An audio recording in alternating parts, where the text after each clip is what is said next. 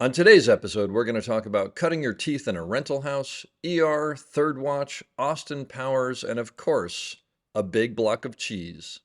Just a little bit of business before we start. There may be a curse word here or there in this episode, so please listen responsibly.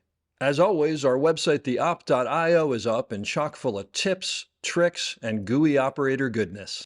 Make sure to check out The Breakdown, where the best operators in the biz explain shots they have done, The Musings, where we discuss everything from quick tips to larger concepts of storytelling, the answers, the images, and so much more. I may or I may not take a break or two during this episode, but I promise that none of them will be longer than 22 seconds. Hey everybody, Danny Brown here, creator of the Knuckle Puck, and we at Knuckle Puck Camera are proud supporters of this episode of The Op. The Knuckle Puck is a camera accessory loved by operators and camera assistants alike that allows the operator to pan and tilt with precision and ease.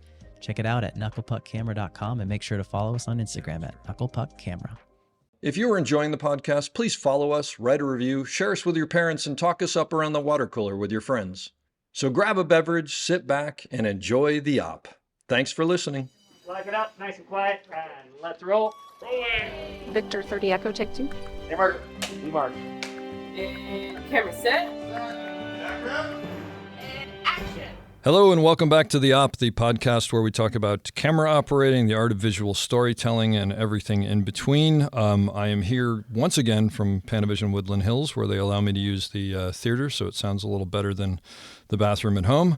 And I'm really psyched today to have an amazing operator, an amazing director, Guy Norman B., who has done a couple of things. As an operator, just pulling out from his long list, Third Watch, Magnolia, Bowfinger, Austin Powers, The Spy Who Shagged Me, ER, I didn't know you worked on ER, Titanic, The Peacemaker, as a director, Supernatural, Southland, Veronica Mars, Third Watch, Alias, ER, the list goes on and on.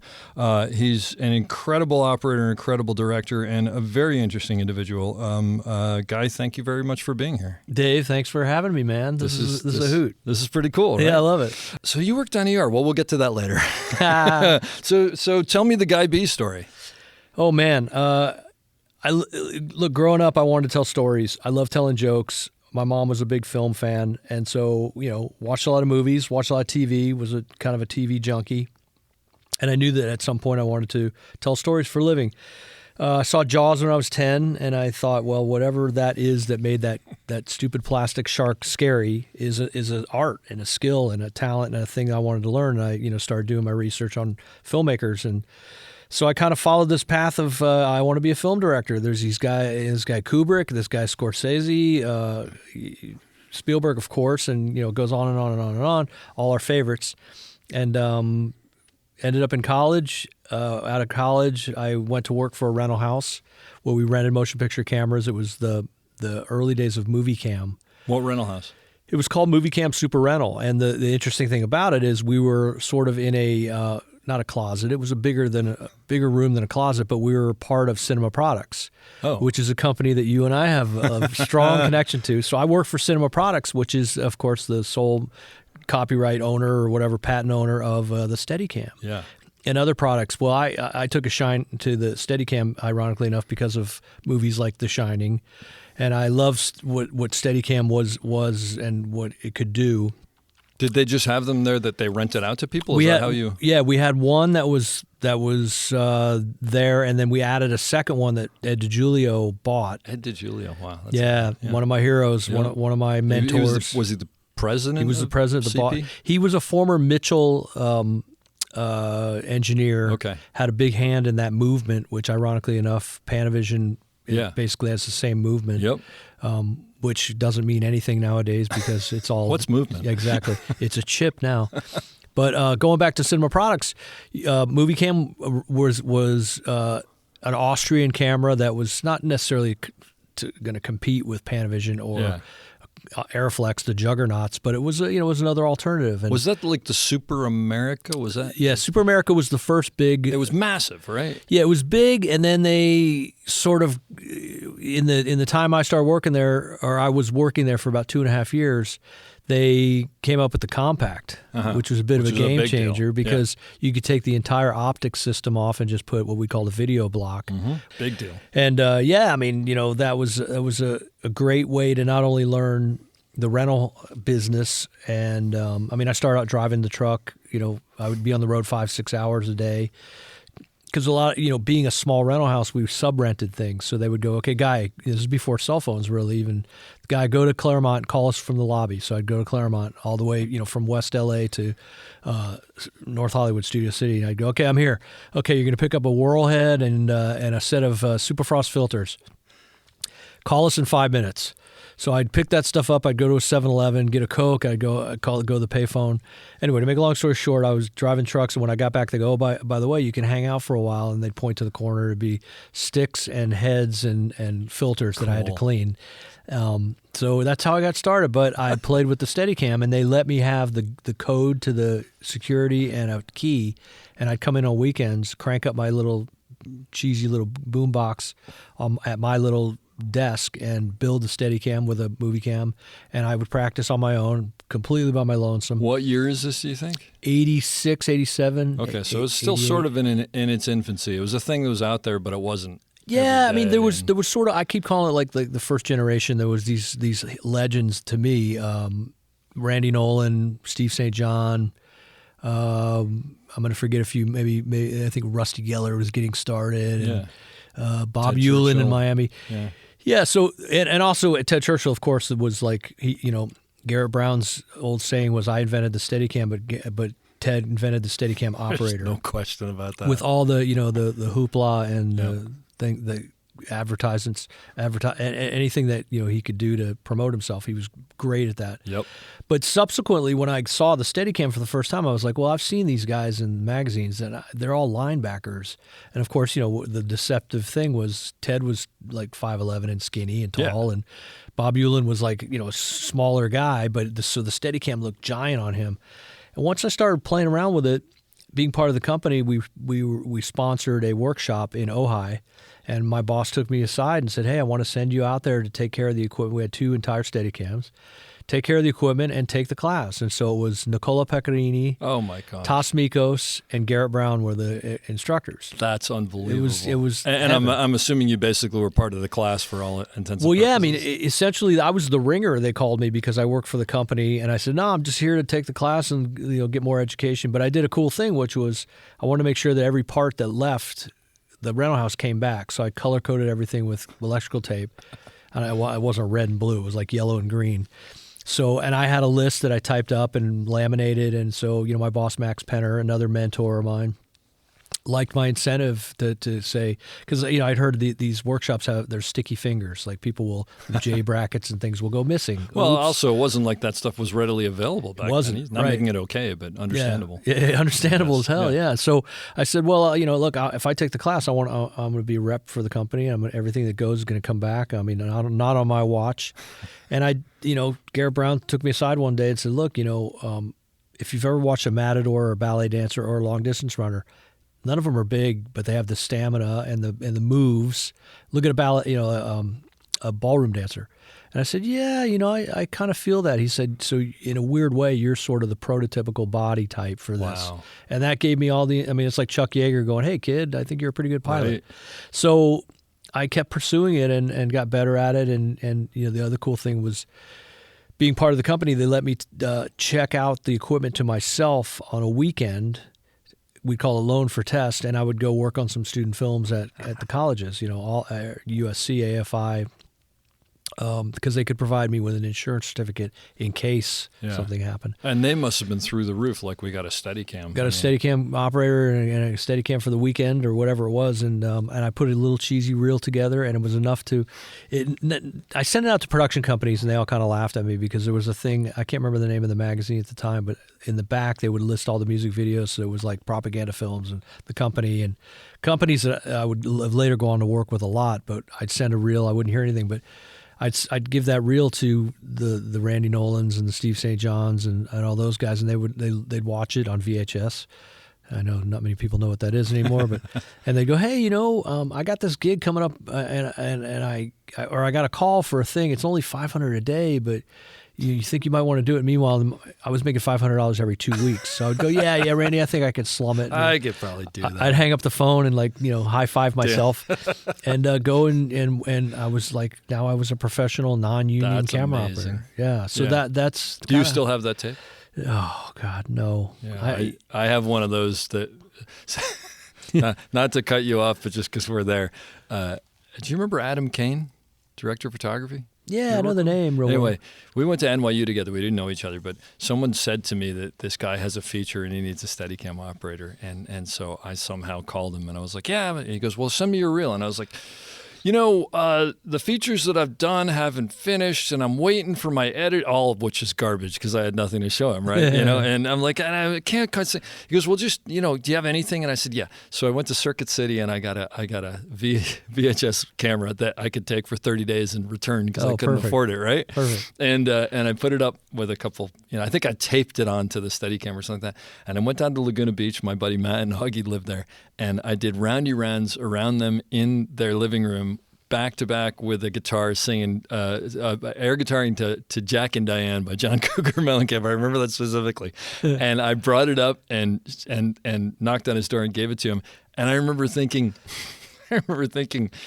he'd watch it and call me back, and he goes, great, let's sit down and watch it. And I'm like, oh my no. God. and things obviously were harsh enough that he said, yeah, great. So you got the job. And I was like, oh my God. So, but the reason I say it is I wish I had that tape still. I so wish I had that tape. I have some early stuff. I mean, the cool thing that ended up happening was the advent of super high 8. Yeah. Or not even high 8, just was 8mm video. Those little cassettes, yeah. Right. And so we would all buy the smallest little Sony or whatever you could find, and we'd sandwich it on the Model 3A. You had that little rail between the battery. I remember it well. We'd run them in there, and so I could make, and I have hundreds of those tapes still in shoe boxes. Really? Yeah. And then transfer those. Yeah, I know. I got stuff that is incredible. I'm sure. Statute of limitations would probably let me. Yeah.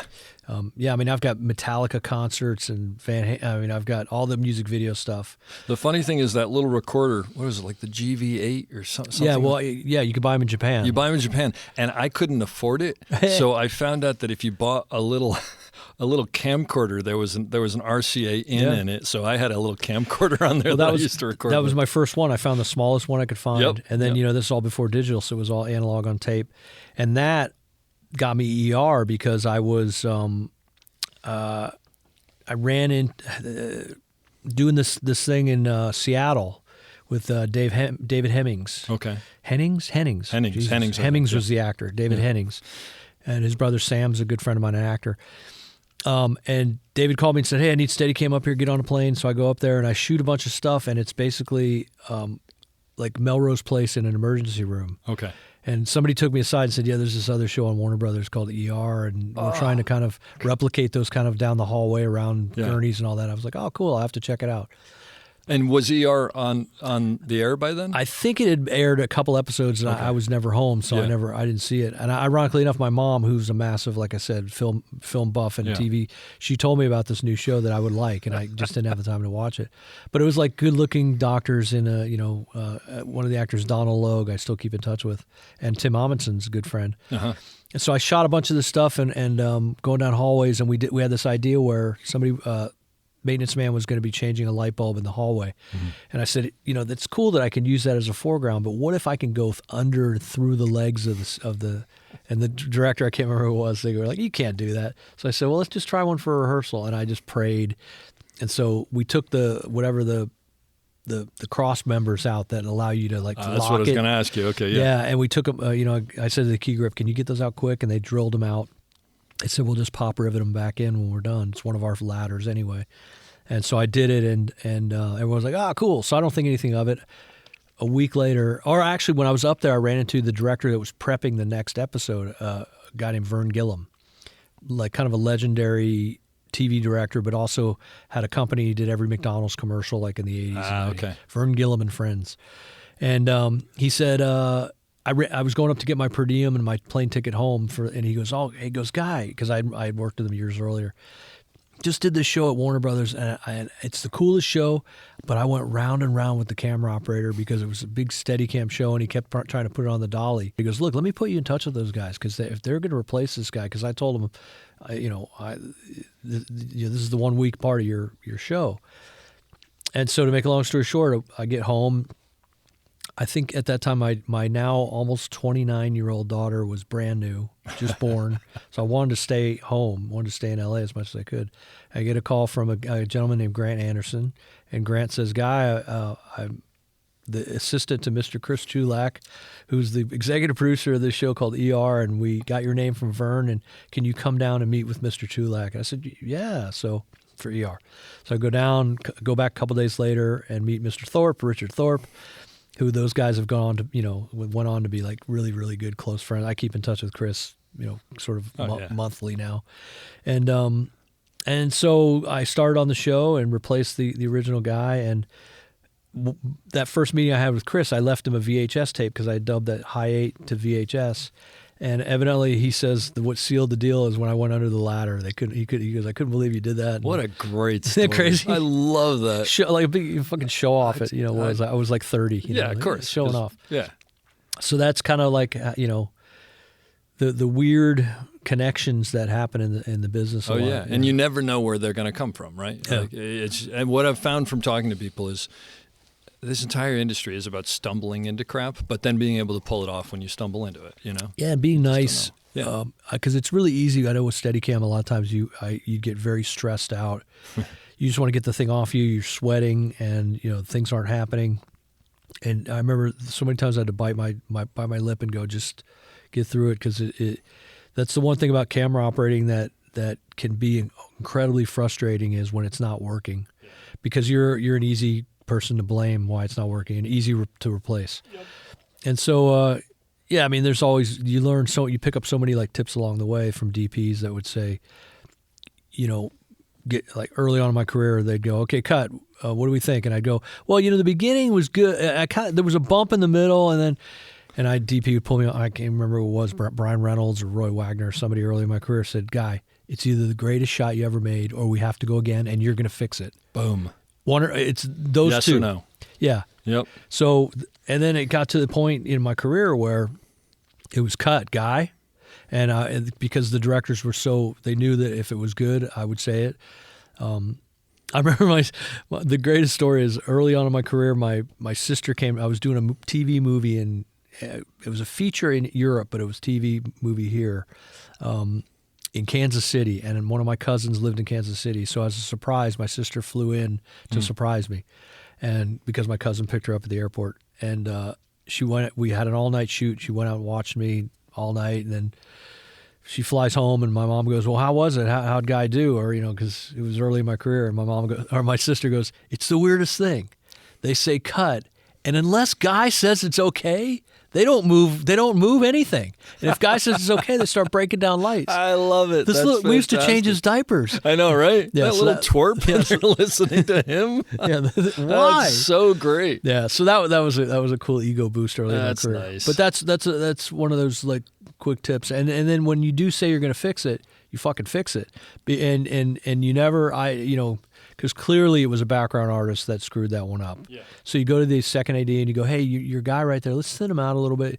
You find those buzzwords and those watchwords and those things that you can say that it's politics, though, right? Politically correct. Yep. Yeah, because I remember when I met with Chris and Richard Thorpe, Richard was like, you're going to be on A camera as well, which at the time, I was kind of patchy with it. I had done, a bit of it, but I wasn't super comfortable with the wheels. I was comfortable, but not super comfortable. And so you're the operator. We almost never use B camera because the first season of ER, it was a pretty low budget show because they had spent so much money on this set, this $1 million set, that they had to amortize that over. And at the time, they didn't know they were going to do a back nine. So Richard goes, a lot of times I just need help getting the directors to move on because the director will be, my guy right now will say, sorry, cut.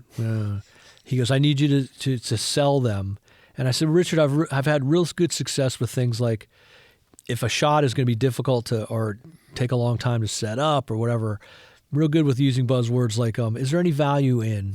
And for shits and giggles, we just fell off the truck here, but And not necessarily to make the director think it was their idea, but just to make them feel comfortable and know that there's a rudder on this boat. Well, it sets the table a little bit, right? And Yeah. and sometimes you do have to get what you need for the show or for your shot or whatever. Yeah. You do have to sort of backwards engineer how to get into it. Yeah. Yes. Yeah. Exactly. And so, when you do those things, when you say, "Oh, how can we fix it?" And again, as a director now, all those things that I learned in my 12 years as an operator. Yeah. The shorthand is great because that's the language that the dolly grip everybody speaks already. Yeah. So I'll say, guys, is there any value? It worked so great in my hotel room last night, but right now I'm seeing that this is not working.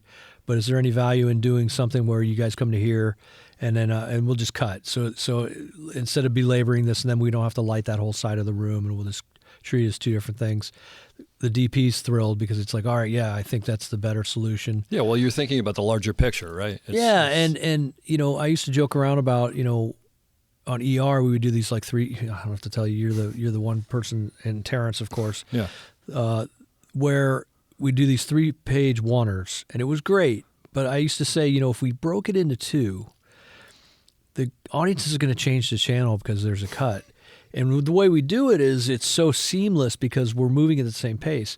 Because what we got good at in the second season, which was a lot of fun for me, was when I got there, Terrence would automatically put the 27 on. Terrence was the camera assistant. He was the camera assistant the first 5 Yeah. so seasons, and then the operator for 10. Yep. Still one of my favorite people to hang out And by the with. way, one of, I think, only 3 people to do the first day and the last day of that show 15 years later. Crazy. The entire run. Yeah, Yep. Mary stand-in, I Yep. think, was another one. But so Terrence just automatically, with his Steadicam, we put the 27 on, which was great. And then as we got into the second season, we had a debrief, and they said, "Guy, what would you want to try or do different?" And I would say, well, less Steadicam, because I think you guys are leaning on it, and there's no, black isn't black without white, loud isn't loud without silence. So let's have some contrast in there. And also, I'd like to start going to the 35. So what we ended up doing a lot of times was we would do the 27 for 3 pages or 3 minutes. Mm-hmm. And then without even telling anybody other than Terrence and the director, I'd say, let's throw the 50 on and let me just follow George. I may whip over to Tony or somebody else for a line. Now I've got the dialogue in my head because we became the 7th cast member. Yep. I had to hit my marks, and if I blew a mark or if I didn't know where a line was, just like an actor. So then we would do that. We'd throw the 50 on, and Well, we'd and you just become follow. an editor at that point, too. Yeah, because what you realize is you're moving at the same pace. Yeah. And you're moving at the same speed. The actors and background, nobody knows there's a difference. We're doing the same shot. Yep. And meanwhile, we'd be, put the 50 on, throw the 2-inch up. And, okay, and I'd say to Terrence, I'm all George all the time, unless you see me whip over to somebody else.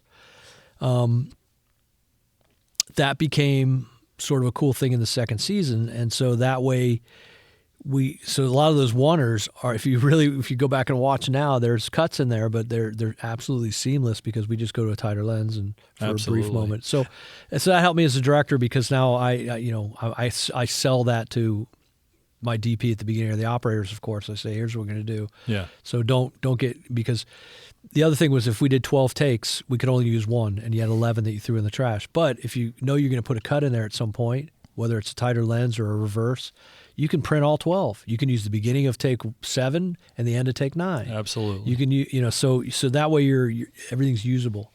So for anybody who because it's funny, I think you and I think about ER like it was yesterday, but really it was like 700 years ago. For anybody who doesn't recognize this, when Guy took over ER, it was the #1 show in the world, I guess, or in America, or whatever. It was getting Super Bowl numbers. It was getting a 40 share a plus, which was unheard of. I mean, and what I usually tell people is like a hit before that, I think, was maybe if you hit like 9 or 13 million households, and this was hitting 40 million every single week. It was like the biggest thing in television on a different level. Yeah, because it was pre all the basic cable channel. There was 4 channels, and Fox was barely kind of hanging in there. They had like Married with Children and The Simpsons and X-Files, maybe. But weren't even anywhere near this. And then on top of it, this was really the first show to ever use Steadicam the way it was used on that show. Nothing else had ever done anything like that on that level, had they? So you were really at the flagship. You were at the front of that. Yeah, and it was a great responsibility. I mean, again, that the the pressure, which I loved. I mean, I'm the classic. I can't study for the test until it's an hour before I have to, go to take the test. I love the pressure, and then the responsibility that got heaped upon me was even better. And the cool thing is that, I knew Tony, Anthony Edwards, and I knew George from working on little low-budget things before ER. So when I showed up, those guys were so happy to see me because the other guy had done like 6 episodes that they kind of dragged each other through and were not happy. By the way, a note to anybody out there listening, the best job in the world you can take is the job where they've just gotten rid of someone that they don't like, because even if you're no good, as long as you're halfway good and you're nice, they're going to love you. Yeah, and it's funny because day one, I was doing the last 3 days of a director named Danny Sackheim, who I knew the name because Daniel had done some big TV stuff, and he had some renown. And so I was finishing up his episode, and he blocked something at the nurse's station in the front, and he wanted to come around, and it was a classic Steadicam shot, and I'm like, okay, I'm really going to show these guys. It was like the first or second scene of the day, my first day, and Richard doesn't hardly know me from anybody. And we block it all out, and at one point we come around, and I look out, and I see 12Ks just blasting in the wall, in the windows. And so I said to Danny, hey, Danny, is there any value in, and, we just fell off the truck here, but is there any value in maybe I'll just rake them into the nurse's station, keep this alive, because, the light's out there. And Richard looks at me like I'm like, like I just... This is Richard Thorpe, the DP. Yeah, he looked at me and he goes, I'll move those. Don't worry about it. I go, he goes, yeah, they're on wheels. Fuck it. Joe Capshaw, Pat Campy, get in here. That's exactly how it sounded too. The fuck, guys? Nice. Why are those lights out the windows right. there? And they moved them, and I said, okay. But what I did immediately, without even trying, it's just that's how I was raised in the business, was I was protecting my cameraman. Yeah. Because I didn't want him to go, oh, fuck. This guy's selling, because that's the one thing as a camera operator, you walk a tightrope all the time, because if you get too close to the cameraman and not or if you get too close to the director and at the risk of alienating the cameraman, you start selling shots, or you start agreeing to things that the cameraman goes, that's a 4-hour relight, thank you, and by the end of the week you may not be there anymore.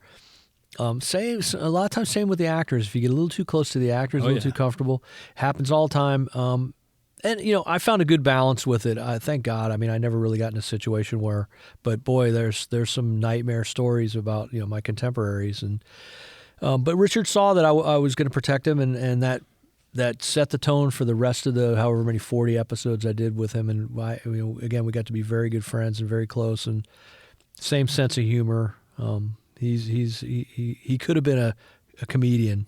There's no question. He just happened to be a cameraman. He's also, the thing about Richard was, when I showed up, I didn't know what to make of him, because I came in, people that don't know, you left season 3 to go do Peacemaker? No, we finished season 2, and then the schedule came out, and I said, look, by the time I finish, you guys are already going to be into like episodes 2 or 3. And I gave him some names. I mentioned you because you had come in and filled in for me one week when I had to go away. No, it was one day. It was a Friday. I remember this very well. Yeah, I had to fly to a wedding or something. Do you remember how I contacted you originally? I don't. I don't know. I to this day, I don't know how it happened, but email had just started. Right. And I somehow got your email. Well, there was an AOL message board. Maybe thing. Maybe I contacted you on an AOL. So maybe that makes more sense. Yeah. Actually, I probably went on some AOL message board. Well, I'll explain after the after the podcast what an AOL message board is. And I contacted you, and I said, you don't know me. I'm a Steadicam operator who's never done anything, but like the work you're doing is unbelievable, blah, blah, blah. And you texted me back and said, or whatever you call that, and said, oh, thanks so much or whatever. And I very specifically, I was eating red vines. And for some reason, I made some joke about the fact that I thought that I hated red vines because I was a Twizzler guy. It's a classic East Coast, West Coast thing. Yeah. And that I thought that red vines were probably made out of recycled vinyl albums, records, and you thought that was very funny, and you said, well, you should come down and come to the set someday. Yeah. And so Charles Papper, a good friend of ours, Right. he and I came down one day, and you were doing some massive shot, and I remember we were just like, we'd lean over and like push each other's jaws up because we couldn't believe what you were doing. Just like, oh yeah, I'm going to go do this little shot now. And then you do this, it might even be for like Hell and High Water. It was for some big episode. Yeah, who knows? And then I remember you had to take a day off and you called me to come in. And there must have been something in my voice that made you realize that I realized that this was way above my head. And you said, look, I'm just going to be straight with you. I've kind of called everybody I know and nobody's available. And you said, I mean, it was very nice. And you said, look, Richard's probably going to do a camera and there's a couple Steadicam shots. And I was just like, this is a dream. So I remember that like it was yesterday. Yeah. I remember, especially in the second season, they encouraged me to take Fridays and or Mondays off because the workload was so massive. It kicked your ass. Yeah, I think, and so I remember Dan Neese, God rest his soul, one of my pals for years, filled in for me. Nicola filled in because he on a Tommy Shalami episode because he had operated for Tommy. Yeah, they knew each other real well. And Nicola's gone on to be, I haven't seen his name lately, but he shot a couple movies for Terry Gilliam. Yeah, it's funny. I was thinking about, I just talked to Tommy the other day and he mentioned Nicola and I was thinking that and I was like, you know what, he's probably doing like high price commercials and stuff like that. Because he was like Italian and he was married to like a Brit and had one eye. I mean, it was, Nicola was like a character in a movie. No question. So that's why Terry Gilliam loved him so much because he was just such a... He belonged in front of the camera. Exactly. Because I remember we were doing Deep Impact, and they were on the next stage, and Nicola comes by on a golf cart. I go, dude, you're shooting for like one of my favorite directors. He goes, well, he's mine too. Well, come on, jump on, let's go meet him. Oh, that's so cool. And so I got to hang out with Terry Gilliam for a little bit on Fear and Loathing. They were doing next door. No, wait, was Terry Gilliam cool? Yeah, well, it was funny. He was like, I met him really quick. He goes, guys, I'll be right back. I'll be right. And he went back to his trailer, and this is before it was legal. I don't know how he did something. Ingested something, but he came back in. His eyes were a little slits. He's like, "Hey man, sorry I had to run. What's going on? What's going on, man?" I'm like, Terry, I'm just my whole life. That's a bucket list situation. Yeah, my whole life I've been a massive fan. Oh, great man, great, cool. What are you doing? I do Deep Impact next door. Oh, cool man. Anyway, I got off the track a little bit, but the whole thing with ER was that they encouraged me to take a day off here and there just to get my mind right. That's because it was really mentally kind of working on me. Again, that responsibility and all that, I loved it. And so when I realized I wasn't going to make it back for the third season, I gave him some names and I said, "You guys remember Dave? I mean, he's got the right attitude and he's younger than me, so he's you can beat him up for as long as you need to." And so I think they brought somebody in, it didn't work out, or the guy left or something. And then once you started and I finally got back in town, I said, "How's Dave working out?" They said, "He's great." And I said, "Well, I'd be the biggest asshole in the world to jump in the middle of that." So, I didn't know that. That's very cool. Yeah, because I said, if he's working, because I was getting calls for like big movies. Well, yeah, you'd kind of moved on to big features. Well, yeah, I mean, and that was the wish, the goal. That it's what everybody hopes for. It's like it's like George jumping up, or anybody that's like on a TV thing and getting some. So and there was sort of those. I just finished a huge movie as the A camera operator, Peacemaker, and then I think after I did Replacement Killers. Peter Collister was one of my favorite guys to work with, and he called me and said, "Hey, I'm doing this movie. I need help, and you're the perfect guy for it." It's first time feature director, but he's wildly creative, and I've done everything he's ever done. I've shot for him, so he really relies on me. He goes, but things like screen direct, and this Antoine Fuqua, in his first movie, he goes, things like screen direction, eye lines, matching, doesn't care. Oh, he just wants to shoot cool shit, and I go, so do I. But he goes, I know. The editor has asked me, what are we going to do about this? And so that was a challenge. That was a real challenge. But Antoine and I got along fine. Anyway, there's a lot of good replacements. I could see that. And Chow Yun-Fat was like a hero of mine. So it's funny because I remember you telling me you're like, I worked on this movie with Chow Yun-Fat, and you were kind of surprised that I knew who he was. I think maybe you came back to ER or something like that. Yeah. And I was like, you kidding? How could you not know who Chow Yun-Fat is? You know who I didn't know who he was. I mean, I knew who he was by the time I got the gig, but a year earlier, I didn't know who he was until this actor friend of mine, Eric LaSalle, told me about his hero, Chow Yun-Fat. That doesn't surprise me. This guy, he's the John Wayne and Jim Carrey of China, of Hong Kong. He'll do a comedy, and then he'll go and do a kung fu. He doesn't do kung fu. he'll do a shoot 'em up thing, Yeah, and he action. and he gave me Eric loaned me his laser discs of Hard Boiled. I was going to say hard boiled. A couple John Woo, Yeah. Bullet in the Head, Yeah. and I watched him over the weekend and came back. I go, holy shit, that's like ballet. He was, it's balletic, man. Fucking violence is That's balletic. classic, Eric. Balletic. I'll tell you my Eric LaSalle story, which I think I've said before here, but you will probably appreciate this. My second or third day on ER, Eric had to, he was sitting down and he had to stand up. And I think maybe after the fact, but maybe before, he said to me, just so we're clear, you will never forget the first day you had to stand Eric LaSalle up from a seated position because his torso was so big and he would just do this crazy like fishtail thing. And of course, Steve Robertson's on the dolly and totally knows how to nail it exactly because he knows how Eric moves. But I was still like and trying to stay with him. Well, that show was such a great, I mean, after 2 years of doing that show, I was so good with the wheels. Yeah.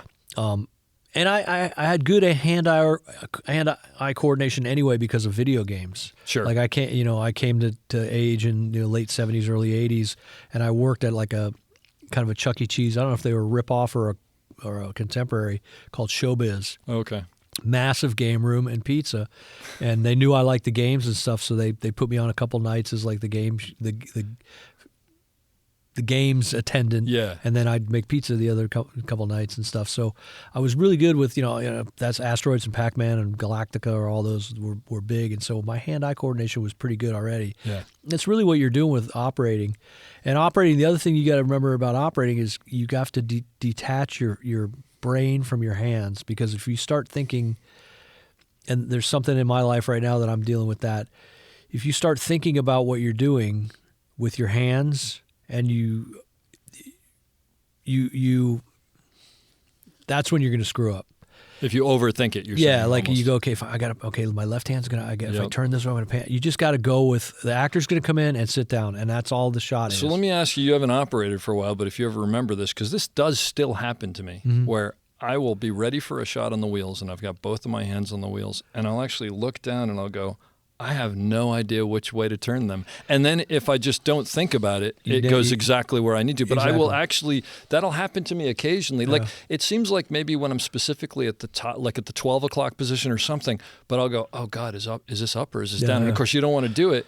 And then if I just, and I know now at this point that if I just don't think about it, I'll go exactly where I need to. You'll be fine. So it's the same kind of thing. Yeah, because it's amazing, and I'm seeing that in my life now, where your brain and your muscles talk to each other, or they don't. Yeah, and it's the case maybe with me now at this point in my life, where I'm having failure in things that were always taken for granted. That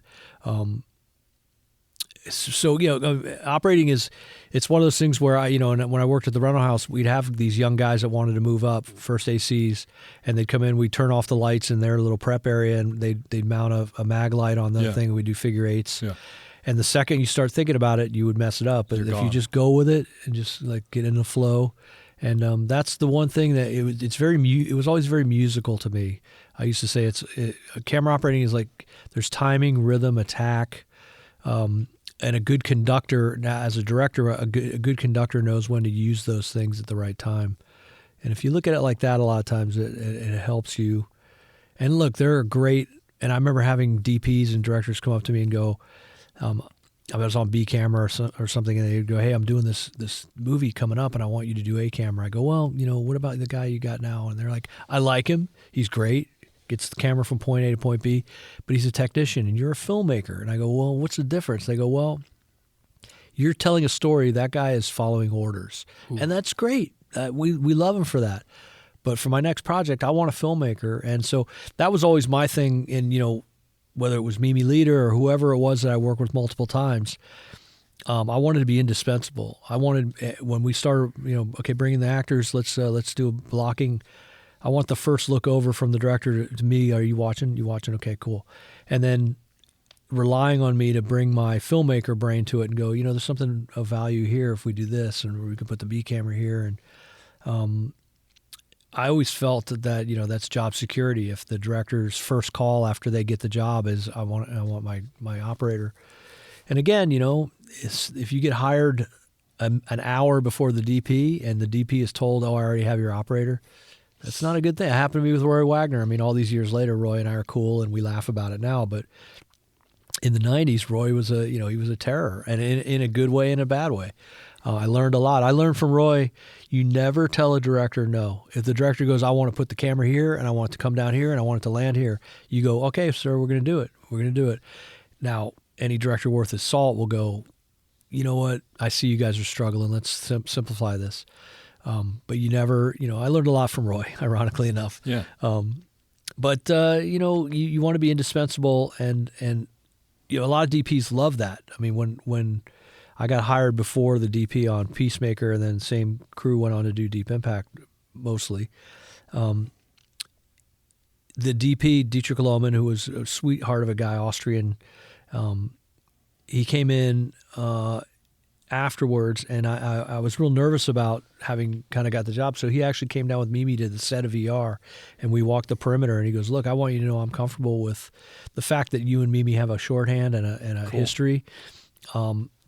And I don't even think it was the fact that he was of European descent, because there is that lighting cameraman mentality where the director and the operator work very close, and then they tell the cameraman what the left and right edge, what am I lighting. I think he wisely said to me, look, there's a shorthand there, and that's going to save me time and effort, and I won't have to sell a shot or not sell a shot as much because I know you're going to be doing that for me. Well, he realized that you were an asset, and why wouldn't you use an asset? The thing that I always figure that happens in those situations, like you said, where you do either you come on before the DP, or the director says, I want you to use this guy, and they sort of know. It's like they can either fight it, in which case I'm not going to say they're going to lose, but the project is going to lose, right? It's just not. It's not. Or they can embrace it and go, look, make sure I'm still your boss, and you can't sell me down the river, but like let's use the best of this, and those are the best ones where, because I don't know who I was talking to Tommy the other day about it, and I said, in those situations, I'll try to be overly deferential to the DP on day one or day two, just to let him know, like, look, you're my boss, like But then 9 times out of 10, they'll come up and go, look, just so we're clear, like, you guys have this relationship. You should be talking and, keep me in the loop. But those are the best situations where everybody's around. It kind of worked that way with Roy, because I was handed to him. I mean, John Badham wanted me to.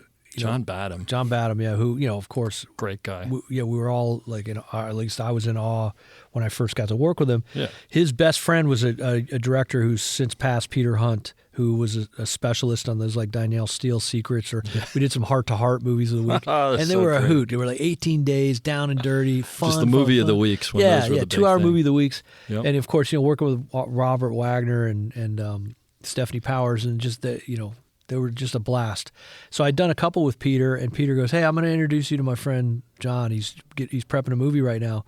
It's a remake. It's the American remake of La Femme Nikita. And I go, oh, yeah, I just heard John Badham's doing this thing. He goes, yeah, that's John. That's it. John's my best friend. So I ended up not doing Point of No Return. It just didn't work out. But a year later, I got a call from John's people saying, hey, we're doing another stakeout. And we can't take you to Canada, but we're doing the Las Vegas portion first. And our DP's Roy Wagner. I go, does Roy know that you're calling me before you, or is this Roy's idea? Because I had done some stuff with Peter and Roy. And he goes, yeah, he should be fine with it. I'm like, okay. And then, of course, we did that, and then they get to Canada, and Roy's crew mutinied on him, and they said, can you get on a plane to Vancouver tomorrow? And I was already on something else. I couldn't do it. Then a year later, Drop Zone pops up, and Roy calls me and says, hey, I want you to do this thing with me. I'm like, all right, cool, as long as you're good with it. But yeah, I mean, wisely, you kind of, you want to be a problem solver. You want to be there, and I'm there for everybody. Keep my ego out of this. Chris Chulak has the greatest line that I use all the time, which is, the star of the show is the show. It's not number one on the call sheet. It's not me. It's not you. It's not the operator that just bought a new, Porsche, and he's single, and every other background artist is, getting his phone numbers whether they like it or not. The show is the star of the show. That's great, and that's what we do here. We make and so I guess I had as normal an ego as anybody else, but it definitely wasn't inflated, and I was always trying to be humble about my position, my station, and whatever project I did. That's great. It did me well. It's great advice. I'll tell you, ER to me, I mean, that's kind of where I view. I sort of grew up in a weird way because I didn't really know what I was doing before I got there. It's great, and I kind of figured it out. But the thing is, for as big as ER was, and as big as Clooney became, and as big as Tony was, it didn't. You got on that set, and it was just like. It was like, oh, everybody's coming in from the front porch, and we're all having lunch. It was just this family, right? Yeah, it was a blast. And there wasn't any, and I think that was from the top down. I don't know if you recall this, but one of the things that I remember was, and it didn't happen often, but if a guest actor came in and was a little surly or something or whatever, they got walked outside by number one or number two, and they came back in and were like, oh my God, you know what? I didn't sleep well. I'm so sorry I spoke to you that way. And it wasn't tolerated, Yeah. It was always a good time, and as the show got to be number one, and with a bullet, the guests were really happy to be there. Yeah, and it became a blast. I mean, the practical jokes. I mean, legendary. I was going to ask you. We could talk for hours on the practical jokes. You want to share one? It's funny. One of my favorite. There's one. We became friends way after, but a producer director named Mark Tinker. Oh yeah. We become really good friends, and he moved to New York, but like almost daily we keep in touch on Instagram because he's got one of the most twisted, wicked, evil George Clooney sense of humor on the planet. And there was a thing early on, before I even got there, like on episode 2 or something, where they had second meal came in and it was pizza. And everybody put pizza on their plate, and Mark walks up to Clooney, and Clooney was just like, the failed pilot guy at that point, from Facts of Life. Yeah, he used to say he was the only 20-year overnight sensation in the history of the business. He literally did a dozen failed pilots. Yeah. But he was, he was on Sisters and Facts of Life and Roseanne and all that, so he was recognizable. But he was cocky, and so Mark says, hey, George, does pizza smell funny? And so George goes to smell the pizza that's in his hand, and Mark pushes the plate up and gets cheese and tomato sauce on George's nose. George's like, that's funny. That's hilarious. And so the last day of Mark's show, his martini day, and all right, great. Let's give a round of applause for Mark Tinker, our director of episode 2. And he goes out to his car and he leaves. And then like 4 days later, the news comes down to the set that Mark called George because evidently George had a bumper sticker made up that he put on Mark's car that said, honk if you like the P word. I'm not going to say the P word.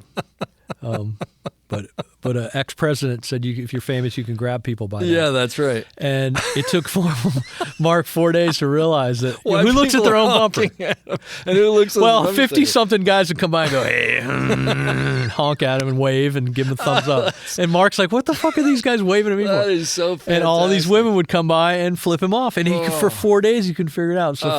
So finally, and so it comes down and everybody looks at George, and George just shit-eating grin goes, yeah.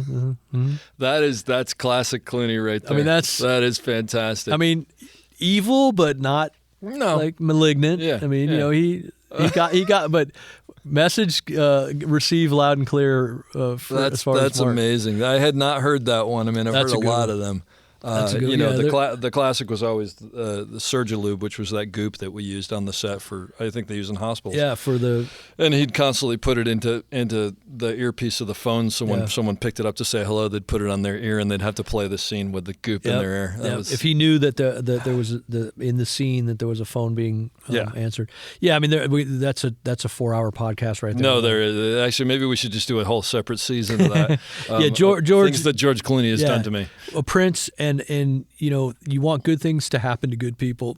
George is the living embodiment of that because I went on to do that whole movie, that 90 days together in Eastern Europe and New York, and was with George a lot. Yeah, George a lot, and just the greatest guy in the world. You know, I mean, there's somebody just on Facebook. I sent, they had a picture of some crazy guy in the 50s hanging on the front of a motorcycle or something, strapped on. We talk about safety all the time. And a camera operator. Yeah. And so I sent a picture, and I go, I've done it, 1996, and it's a picture of Clooney and Nicole Kidman, and I'm like literally laying on the hood of a Mercedes-Benz with like a couple, belts, climbing belts.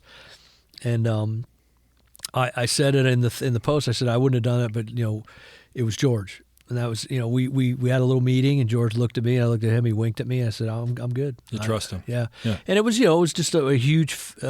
We needed to do a pan and a whip focus, and the whip focus for some reason in '96 we didn't have wireless. Well, we just didn't have the ability to take it off the Steadicam real quick, and it was all it wasn't considered part of the 8 camera package. Yeah.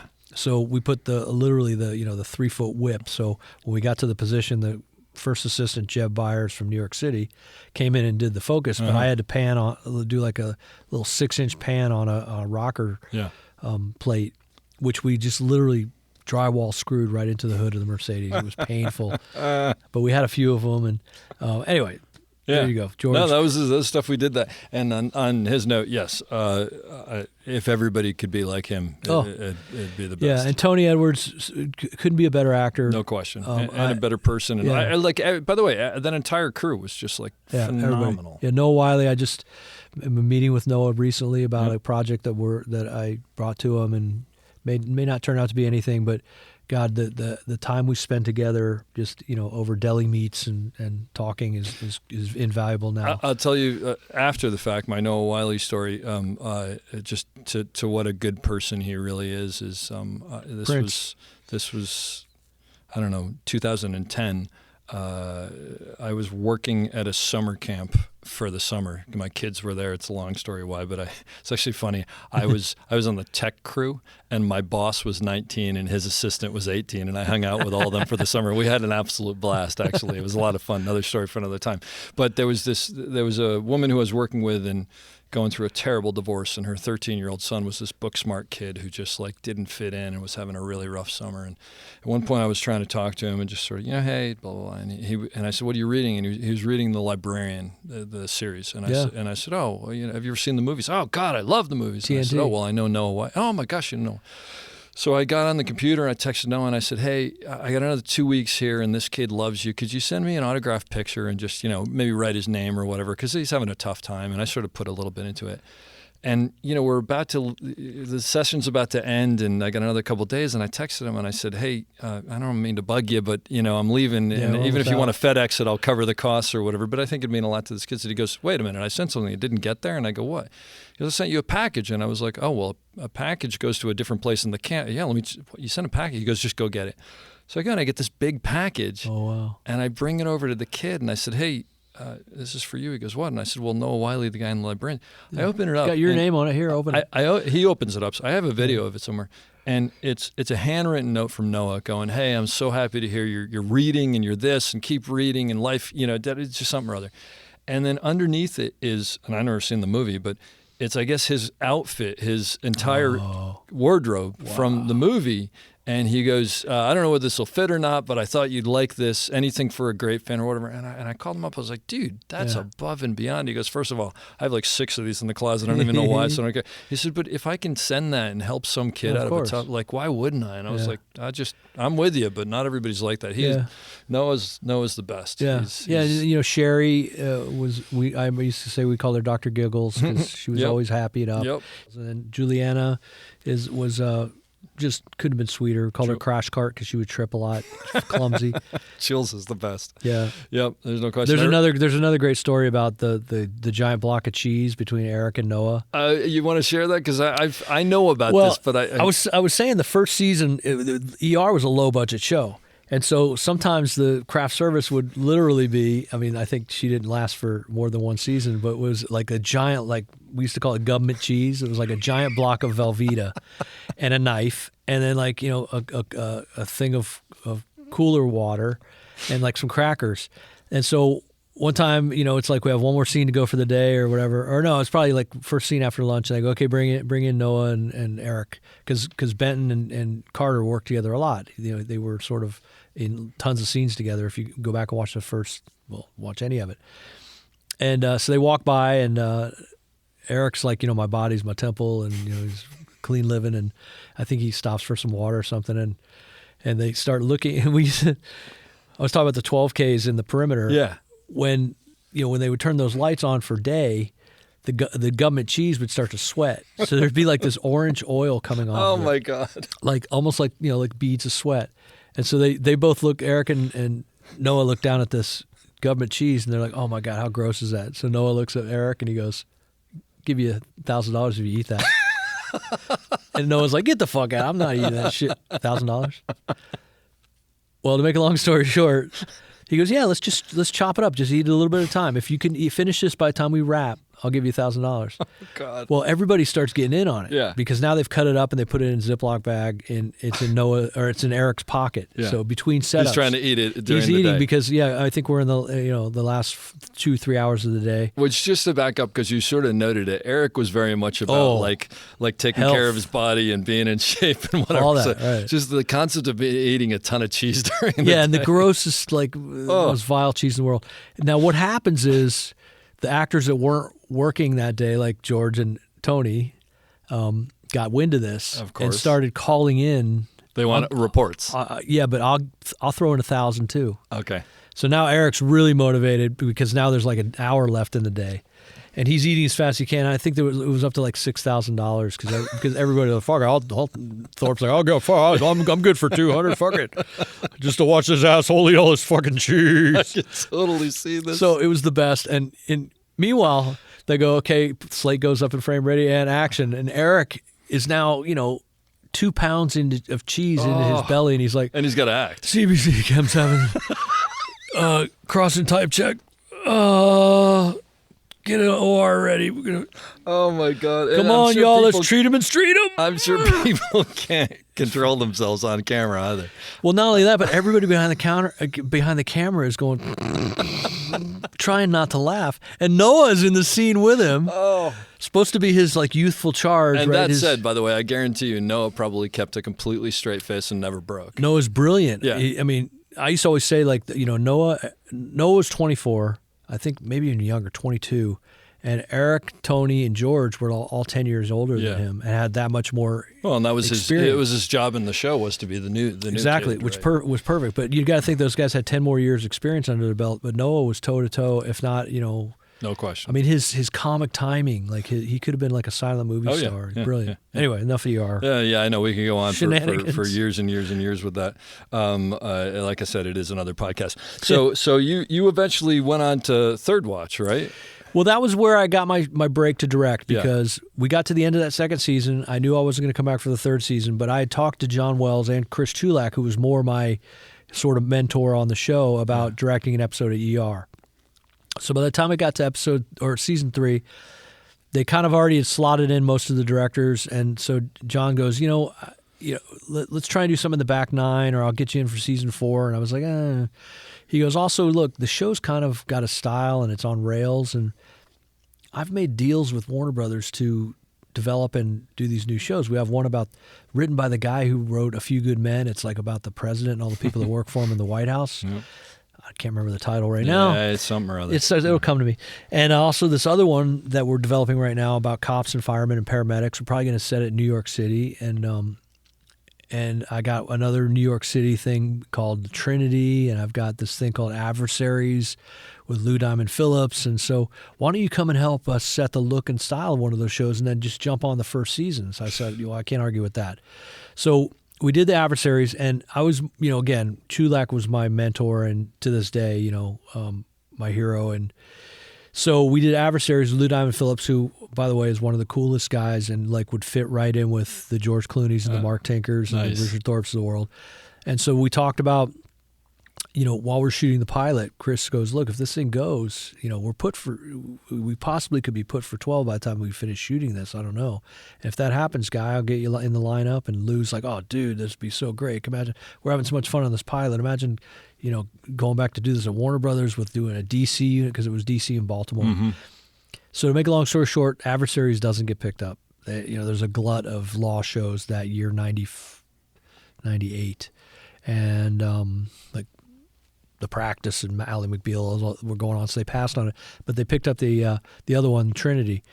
And Trinity lasted about 7 episodes, and they canceled it, just bad numbers. But they kept a lot of the crew, and that became the Third Watch crew. They put a lot of people on payroll, including my now wife. Now it's 21 years we've been married, but she was a script supervisor, but they put her on as a researcher. So she'd go to firehouses and share a meal with the guys and just write down stories. And a lot of those made it into the first season of Third Watch. So when Third Watch came along, Chris called me and said, "Hey, this thing's going to happen in New York. We're put for 12. That's part of John's deal. He was so upset about Trinity getting canceled that he put the screws to Warner Brothers and said, we'll do the pilot, but we want to do 12 episodes as well. So I'll put you on for one of those episodes." I said, "All right, I'm there." So we went and did the pilot, and I knew a few of the actors from other things in the past. I knew a few of the crew from Peacemaker, and I'd worked a little bit on One Fine Day. So it was great to go, kind of move to New York. And I'd always heard in my life, if you can take a year of your life and move to New York City, take cabs, subways, walk everywhere. So I go, this is my chance to do that. And so I ended up directing episode 13 in the freezing snow and rain, but God, couldn't have been happier. John liked my cut, gave me episode 18, and then I did like seasons 2, 3, and 4, I think. 2 and 3 definitely as a co-producer, which was the Golden Handcuffs. I couldn't work on other shows, but I was beholden to Birdwatch. You were still the camera operator. So the first season, I operated the first 11, and then somebody replaced me for 12 and 13 because I directed 13. And then I came back for 14, 15, 16, and then I prepped during 17. So there was a couple really good operators in New York that filled in for me on days, because we knew them from second unit. And I think I finished the season. We did 22, and then when we came back for season 2, we brought in somebody full time, and I just directed. And because I was in there somewhere, because Chulek called me and he said, "Guy's leaving. I know you don't want to move to New York, but can you come in for 2 episodes so we can find someone?" So maybe it was at the beginning of season 2 that I think it was came in. season 2, yeah. And you weren't there for some. Maybe you were back. Maybe you were editing in L.A. or yeah, something. Yeah, because I would fly back. JetBlue was new at the time, and they were like $179 so round you trip. just go So I back was and like, forth. I'd jump on and fly. But that was a great crew. They're aces. I still keep in touch with a ton of those people. Yeah, Jason Wiles and Mike Beach and Tony Rivivar. Those guys all live, hop, skip, and a jump away. Skip and I do FaceTime every now and again. Yeah. But that was a really great thing for me because I not only got to direct 5 episodes, but I produced.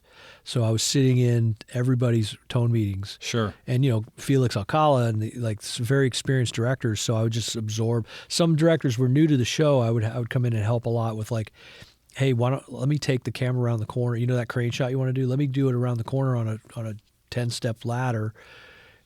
I've got my card as an operator, so we won't get in trouble, and I'll direct it, whatever that is, and you can tell me where you want it. And so I was valuable in that I could help do these little second units and inserts and stuff like that. Yeah. So it was a great, and Chris was doing less and less on Third Watch because they had developed Citizen Baines, and there was another one, I did Citizen Baines with him. What was the hospital one he did with Gwyneth Paltrow's mom? Oh yeah, I don't remember that one. Yeah, so he was like, not that I was like his spy or anything. He was like, but guy, I'm going to do a lot less from coming and going. He was just comfortable with knowing that someone that he trusted was there. Yeah, and it wasn't even I never, because I think at first the crew was like, oh, now we got the spy from L.A. that's gonna. And within a week I was fucking gay. Fucking gay. Yeah, I was in with those guys, and I really enjoyed my time. Well, the other thing that was cool about Third Watch that I noticed when I was there, having been in the John Wells camp in a couple of places, and then going and doing those couple episodes there, was it was like a sort of its own fiefdom, because it was, since it was in New York and it wasn't on Warner Brothers where everybody's right upstairs, they kind of did their own thing and then reported back after it was done. So I remember Chris saying he would come to New York to direct an episode. He'd say, it's such a relief because I go into these meetings and we spend a half hour about Rob Lowe being late on a West Wing. Then we get a half hour about this, and then I remember John Spencer got sick, and they were like, there was a lot of tumult between ER and West Wing, and he goes, "This is great. We mail you guys a couple $1 million and you turn in awesome shit every time." Yeah, it was just it was its own machine. Yeah, so. It was the little engine that could, and we liked that. I mean, that was a great feeling. And I used to, we'd sit and talk about the show after over drinks or whatever. I said, we're so blessed to be in this position because we have the backing of one of the top producing, Warner Brothers. Yeah, everything that comes with it. John Wells, Chris Chulak. I go, but they don't bother us. But the freedom. I totally felt that while I was there. It was really cool for that. And then you went on to direct everything else. I was looking at your directing credits; just went on and on and on and on. I fell in quite the career. Yeah, I fell into a couple cool camps, and what was nice is that I didn't really. I mean, I of course did a lot of procedural stuff, cops or sure. even like Criminal Minds was even procedural because it was FBI behavior. That's where you remember you and I worked together there. On Criminal Minds? I came in for like 3 or 4 days, maybe it was a double up or something like that. But I remember it was the only time we ever worked together. And the funny thing was, there were 2 things I remember specifically. One was there were things like we wouldn't say a lot to each other because you just sort of go, well, you think we should? And yeah. And I just go, and because I think because we grew up on the same sort of set. And the other thing is we had all those sort of Richard Thorpe-isms that most people didn't know what the hell we were doing. But I remember it as very enjoyable because it was like, oh, I totally know what's wrong with this. And you'd come over and I'd be like, you think I should? Yeah, I should do it. Well, it's like like twins or Joel and Ethan Coen. It's exactly right. They right. barely speak to each other. Yeah. Because I used to steal all those Thorpe-isms like, oh, guy, this is great. They're going to wonder how you did it. They're going to wonder why you did it. Yeah, or it looks like an album cover, more like a manhole cover. No, the greatest Richard Thorpe thing was we lit Juliana Margulies she was leaning down like doing inventory on a medicine cabinet. Yeah. And we lit it with second team. And then Juliana came in and her hair was like, she had those crazy curls. Curls, yeah. And they just, the way they were laying, it was blocking half the light. And Richard goes, God, Jules, my liege, no offense, but go out and you take 10 minutes. I'm going to rip it out, guys. And she was like, oh, Richard, are you going to make me look like Kate Moss? He goes, yeah, because right now you look like Pete Moss. Now, he couldn't have written that. No, that's how fast he was. He was. When I tell you I would fall off the dolly and be in tears, I'm not exaggerating. The Thorpeism that I will never forget is that it was probably my second week there, and I had a shot that someone comes in a room and they go all the way around the room and around the other corner. And for whatever reason, either I thought I could do it on the wheels or I didn't ask for and so as she got faster and faster, I just, let go of the pan and grabbed it and pulling it through. And it got to the other end and it cut, and I just heard him from the other room going, sounds like someone's working on a lathe in there. Working on a lathe. Oh, Dave, what are you doing? And I remember thinking like, oh God, I'm in so much trouble. And Terrence was standing next to me because of course he was on the thing. Terrence might have even been pulling it for all I know. And I said, oh God. And he goes, no, that means he likes you. It was like one of the first things that he said to me. And I went, okay, that's Richard Thorpe. Coming back to operating, because at some point this podcast was about operating, although all this is fascinating to me. And it's weird because we've never really worked together, but we have so much in common. And this is probably the most we've spent together in the same room. It probably is. Since almost 30 years, yeah. It probably is. So you have a unique view on things because you know how to be an operator and you know how to be a director who works with an operator.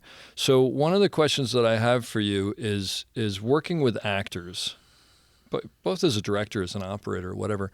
How do you determine how much involvement you should have? Because there's some actors who I need everything, and there's some actors who I don't want to hear anything. Yeah, it's I enjoy the aspect of, if you have a scene with 5 people, you might have 5 completely different acting styles. And, a lot of times as a director, you're an amateur psychologist, right, where you have to kind of take the virtual temperature of the room. And I've definitely had things where I'll jump up off the chair and I'll run in to give a note to one of the actors, and I can see them see me come and roll their eyes like, I don't want to fucking. And I won't give any note unless I think that, we will either want to try something different or that we're not going to be, I'll always preface it with saying, I think you're going to be mad at me if I let you get away with what we're doing right now. It's not that it's bad, but I think there's a better way to do it, and I know you have it in you. So if you present it that way, it usually works out fine. And then there's some actors that literally don't need anything. I mean, I remember doing Veronica Mars, and Kristen Bell would do a take one, and I'd look around at the producers, and I'd go, I got nothing. And I'd go, Kristen, you want to try something different? She goes, no, you good? And I go, let's just do one for safety. But that's kind of the feel and the tone and the rhythm. And she was 25 playing 16, and I bought it hook, line, sinker. She's that good. I mean, I can mention dozens of actors that are that good. That just their instincts are 100%, and they were born to do this. What about when you were an operator, though, working with the actors? And because the thing is, you're in such close proximity to them, right? Yeah. And there's a relationship there. Yeah, I used to say it's like being ringside at a prize fight, but it's not. It's like being it's like being in trying not to get hit by the boxers. That's how close I am to actors. And I definitely had situations, we were talking about getting too close to people, where you hear cut at the monitor, and the actors would look at me as the camera operator, like, how was that? And I'd go, I think it's good, but, better ask her, or I better ask him. Yeah. I mean, generally, again, we talk about keeping in your lane, or what the outdated thing is, whatever your rice bowl is, stay in that rice, in that lane. And so, if it was like, can you do me like Eric LaSalle standing up? Can you do a little slower? Do the Hollywood version where you lean forward first and then come up, or banana out? Those technical things I was always comfortable with. And I remember early in my career as an operator, Tim Matheson was the star, and he was he had done some directing, but he had been in the business his whole life. And so he saw me struggling with some over somebody that was a lot shorter. And he even like said, "Hey guy, you want me to, let's put her on like a quarter apple. You want to do that?" Yeah, cool, great. So I've had actors go the other way where they actually helped me starting out, because that was like 1990. That was the thing. My sister came to visit me in Kansas City. I've been generally pretty successful with, because I think, again, once they see that you're making the director happy and you're getting what you want, or the director's getting what they want, and it's moving, and there's not a lot of, again, that wishy-washiness that, well, at first, if I start, no, we're going to fix it. Yeah, it's black or white. Once the actors see that, again, like the mental checklist, that's one thing they don't have to think about anymore. And I think that when you're first starting out, that's a harder thing to do, because you're questioning yourself, right? 100%. And you don't want to go, we need another one, if you really don't, but you also don't want to go, we're okay if you're not good, and you're not completely sure, right? No, I remember the thing that made me shit my pants early on was, okay, good cut. Now, guy did I felt like he went out of focus at some point. I'm just trying to hang on to the dolly and not fall off. I mean, literally. And so I'd go, I don't know. Let's go again. Yeah. Because, now it's a lot different, because you see it. There's and you can replay it. But then, you talk about crapping yourself, waiting that 24, not even 24 hours. Sometimes it's a lot less, where they would say, got the neg report back, scene, whatever, scene 7, take 5 is soft, and we printed it, because you typically wouldn't want to print anything that potentially some young exec could see and go, why are they printing? Why is it out of focus? Why is it it's unusable? So there was a lot of that. I mean, that shit from. I mean, if I always say I started in like '88. So 88 to, we started shooting digital. That was always a big thing, is like, was it in focus? And sometimes you're working with a new green focus puller. Yeah. So as tough as your job is just keeping the person in frame, now you got to watch them. And actors, will lean, they'll lean back, they'll do whatever they're going to do. It's an art. I used to say about focus pulling, that's why I never had any interest at all in it, was you could do 1,000 really difficult shots and never even get any kind of pat on the back or an attaboy. You fuck one shot up and you're fired. You're done. So there's like zero tolerance. Yeah. I mean, and now even more so, by the way, because now it used to be like there were gradations of out of focus almost, and now it's just it is or it isn't. Yeah. You sort of came into your own at a relatively young age, or at least you were on bigger things than most people that age. Did you ever have problems where you go on and you got a grizzled older dolly grip who just isn't happy that there's a young kid on the yeah, a little bit. I mean, there was I remember coming on to do Father Dowling Mysteries. They flew me to Denver. Father Dowling Mysteries. Yeah, and I flew all day.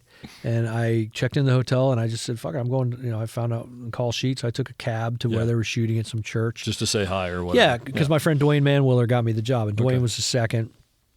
And there was an old, great dude, I think his name was Etheridge, Jim Etheridge. Okay. Older operator, just, had been doing it forever, and I retired now.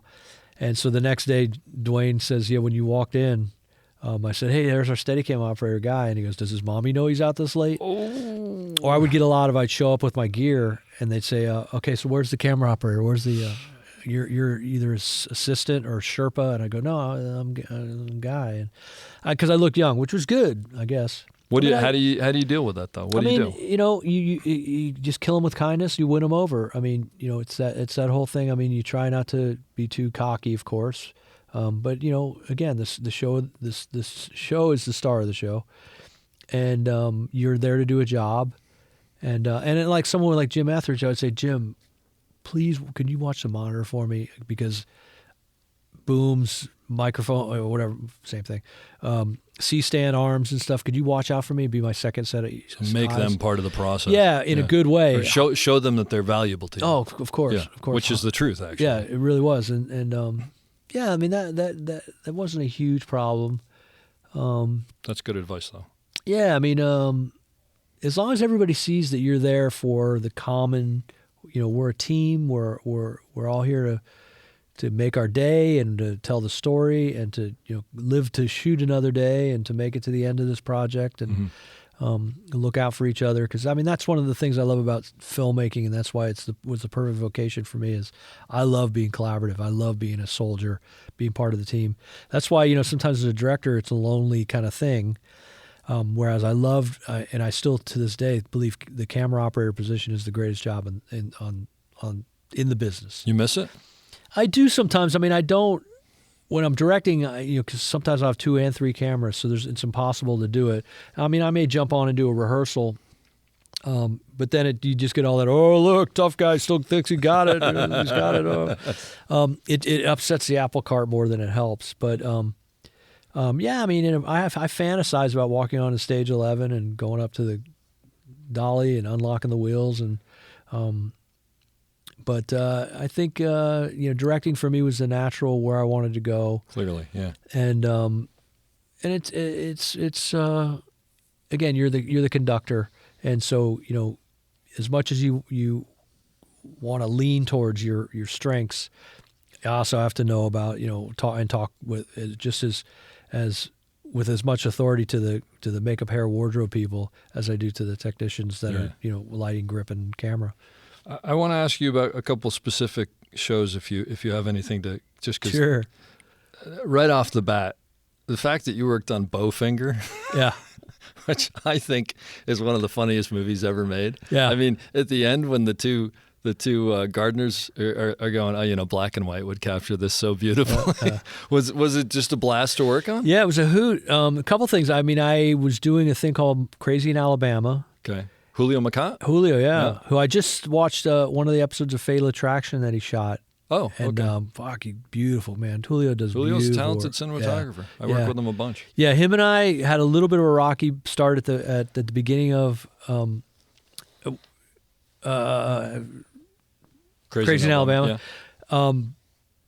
But because he had prepped the whole thing in Spanish with Antonio Banderas. Oh, okay. And so there was a bit of a shorthand that he thought would happen, but Antonio, within a day or two, was like really leaning on me a lot. And then at a certain point, I didn't threaten, but I just said to Julio, I go, Julio goes, there might be some times with Melanie because it's his wife, and she's kind of tough to light sometimes, and we're in New Orleans, or outside of New Orleans in the Delta, Houma, Louisiana. I may want to jump up and operate just to make sure I'm getting what I think, because if the dailies are bad, we're all out of here. And so I was fine with that. And then at the end of that first week, I was like, I can't sit on a camera truck anymore and do a Steadicam shot a day. Just send me home. And it was a producer. I'm not your guy, basically. Yeah, I said, I'll find you somebody great to come and take my place. Fair enough. And so I actually told that to Jim Dyer, who was the producer I'd done Replacement Killers with, and introduced me to Julio. And I told that to Jim, and Jim was like, "No, man, you can't. He hired you. You can't leave, dude. Don't do this to me." I go, Jim, I'm just frustrated, and so I'll get back to Bowfinger. But, but he goes, I think this is bullshit. So we break for the weekend, right? So Saturday night, there's one really nice gourmet restaurant. Like this, chef from New Orleans decided that he wanted to start his own thing in Houma. We all got wind of it, and they closed the place for us. So we're all at our tables, and I had worked with these caterers before on other things, so I was hanging with the caterers. And Julio comes over, a couple tequilas in, and hey, come and take a walk with me. and he's got the greatest, slur. He's a character. He's the greatest, great character. Yeah, come and take a walk with me. I love you, man. Jim told me it's bullshit. You want to go? You can't. Look, man. I will. I swear to God, I will walk away, and you can do every. I go. I don't want to do every shot. This is your baby, but I just get bored sitting in the middle of the swamp, going like this with the mosquitoes. Mosquitoes. He's like, I know, man. I know. I get it. And and this it speaks volumes about his character. Monday morning, from then on, I was there for, and he doesn't operate the wheels that well, so we had some crane shots and stuff. Yeah. And I was by that time in '98, I was whip. It doesn't surprise me. He's such a nice guy. Yeah. He's- So anyway, so I finished that movie and I come back in town and Billy O'Drobanak calls me. Billy's one of the greatest operators. We became really good friends. Did a couple things with Billy and Francis Kenny, Wayne's World, and Jason's Lyric. And Billy goes, "Hey man, I'm having a birthday party, and we're doing it at my DP's house, Uli Steiger, and we just started this movie called Bowfinger." I go, "Oh shit, that's Steve Martin and Eddie Murphy." He goes, "Yeah." He goes, "Come to the party." So I go, "I'm there." So I go to the birthday party, and I never met Uli before. And Uli goes, so, with his Swiss accent, says, "Billy says you're a very good Steadicam operator." I go, I do what I do. And he says, "Yeah, because, we saw ER." And I go, "Oh, cool. So he goes, "Look, in the next Steadicam day we have, we'll call you." I said, "Great, man. I'm there. I'm totally there." So a couple days go by, I get a call. We're shooting at some mansion, and it's a scene in the movie where he's yelling at Barry Newman going down a hallway, and he gets a gun, he shoots the cymbals. Yep. And so we get there, we set up, we block it all out, and Frank Oz, who is one of my heroes, Frank Oz is a hoot to work with, because depending on how the intensity that he says action or cut, it's either Yoda or Miss Piggy. No, that's so cool. Oh my god. And action. That's Hey, yeah. So it's either Yoda or Miss Piggy, and that's so And great. so it was the best, because my first scene is hauling ass down the hallway with Eddie Murphy. Yeah, his name's Cliff, and the kid, he jump off the cliff. See, the cliff's a cliff. It's the conspiracy theory. And Barry Newman, who from Vanishing Point, me being a big Mopar muscle car fan, Vanishing Point was like seminal in my growing up of movies that I had to watch. So great. So anyway, we do this long Steadicam shot, pan over, and he starts shooting, shooting the drum set. And the greatest compliment was we do the whole thing, and it was a super wide lens. I remember it was like a 21 or something to get that feel. Yeah. And which is hard, as you know, as a Steadicam operator, the wider the Weirdly enough, the wider it is. Yeah, because you have more real estate on the horizon. Yeah. So we do this thing, we land, we do like 3 or 4 takes, and you hear, cut! Hey, Billy, what'd you think? Are you good? And Billy's like right over Frank's shoulder. He goes, "Yeah, I'm good." He goes, "What are you doing here?" He goes, "Yeah, that's Steadicam. We blocked it out. Remember?" He goes, "That's Steadicam?" So Frank comes over around the corner. He goes, "Holy shit, that looks like a dolly." I go, "That's the point, great. Frank." Yeah.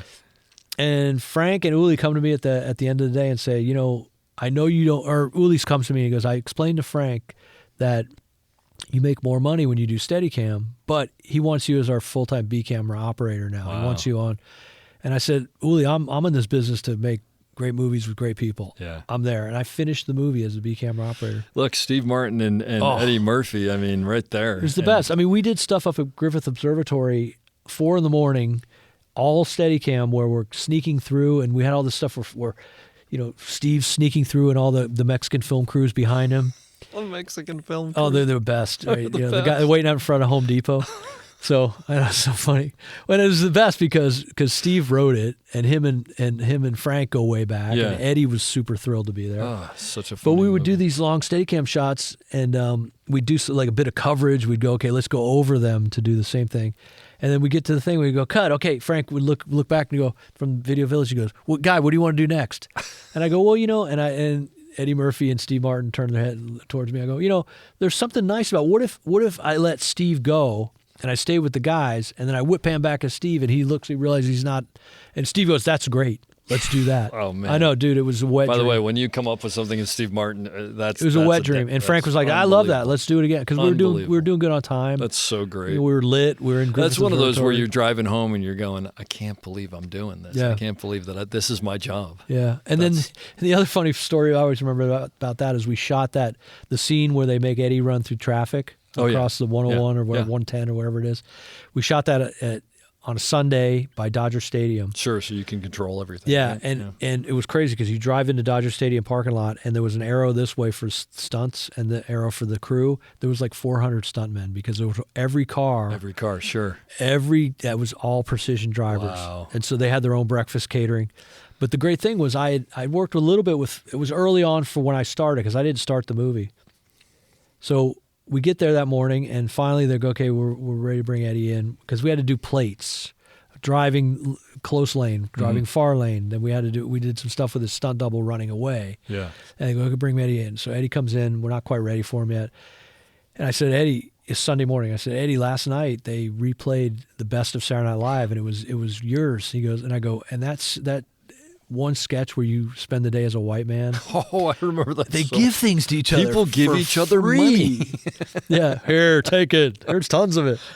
And What is he? He goes into the bank and he's like, "Well, let me pay this back." I'm like, "Hey, you don't have to you pay it back."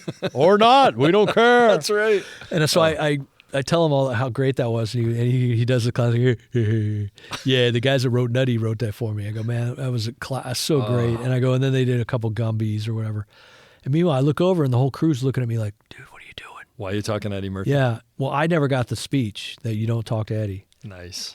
So to make a long story short, they tell me later that day, "You're not really supposed to talk to Eddie." I go, "Look, he was standing next to me. Sorry, sue me." But every time Eddie came to the set after that, he'd come right up to me and go, "Hey, man, you know what's funny, man?" And so because You treated him like a human being. well, yeah, and I don't even know if that was his rule. That was like some studio or first AD rule, and I was just Crazy. literally just before you got here, I was talking to Tony Rivetti, and you'll probably know who's the huge English soccer player who was married to one of the Spice Girls. Beckham. Beckham. Yeah. Thank you. I couldn't think of his Yeah, name. they're still married. I don't know. I don't hang out with them as much as I used to. No, but I did this Adidas commercial, and the night before they called, and among other things, you'll like this. The night before this, nobody can wear anything but Adidas, and you can't talk to David Beckham. I said, well, first of all, I'm not putting on new shoes tomorrow, so I'll cover up the logos on my shoes, but I'm a steady cam operator. Screw you. I said, and I'm running in front of him or doing something. I'm going to talk to him. I mean, technical stuff. I won't. Okay, fine. So then at some point, nothing was happening, and he's standing there. You know, he's doing the classic like soccer ball, kicking it up in the air. And actually, it's kind of wild to watch someone on that level do something. That's just cool. And one of the assistants and I were talking about, I don't know, Monty Python or something like that. And he goes, "Oh, that's a funny movie." And I'm thinking, so I turned to him and I go, "Oh, yeah, you like Monty Python?" "Oh, yeah." And we start talking back and forth or whatever. And one of the producers, "Hey, you're not supposed to be talking to him." I said, "He's a human being. I'm not going to." And at one point he came over and I said, "Hey, listen, if someone gets on us, we were told not to talk to you." He goes, "Seriously?" What? Yeah. And I said, "Yeah." And he goes, "You know what? It's probably, my guess is at some point someone talked to me at some bad moment and I got upset. And then everybody goes, nobody talked to him." And he goes, sure enough, he just wants to be a person, you know? Well, that happened to me. I did a bunch of stuff with Van Halen in the early 90s. David Lee Roth Van Halen or No, Sammy Hagar Van Halen? Sammy was Okay. awesome. But the thing with Eddie is they don't want you to bother Eddie, and so we would be at sound. I remember at sound check one time, somebody had told me he had this great, and I had the same car. It was a GMC Cyclone. It was a pickup truck that they only made like 3,000 of with a huge motor in it, turbo, and I bought one in 91. This was 92, and so I said, "Fuck it, everyone wants to talk to him about music." I said, "Eddie, somebody said you have a Cyclone." He goes, "Dude, it's my favorite. I reach for those keys more than I do for the Lambos," because I knew he had Lamborghinis. And I go, "It's really a lot of fun." I go, "I've had mine." He goes, "Well, what's in yours?" I go, "Well, I think they're all the stock. They all have the same, whatever." And I got technical about something. And he's like, "Yeah, cool, man." So then we get back to working.